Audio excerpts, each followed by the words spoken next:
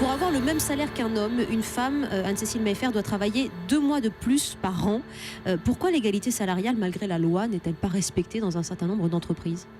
Alors en fait, les inégalités salariales aujourd'hui, qu'on estime à 27%, s'expliquent par différents phénomènes. Vous avez le phénomène de la discrimination pure, c'est-à-dire qu'à poste égal, une femme touche moins qu'un homme. Par exemple, au niveau des cadres, on estime à 8,5% l'écart de salaire entre femmes et hommes.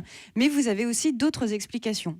Les 3 autres explications sont le fait que les femmes sont cantonnées dans des temps partiels, et qui dit temps partiel dit salaire partiel, qu'elles sont également cantonnées dans des métiers qui sont extrêmement moins bien payés que les métiers masculins.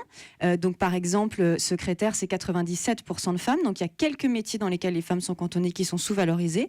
Et enfin, vous avez la dernière explication qui est le plafond de verre, donc ça c'est vraiment le sexisme aussi pur, qui fait que les femmes n'accèdent pas à des postes à responsabilité, donc n'accèdent pas aux salaires aussi qui correspondent à ces postes à responsabilité.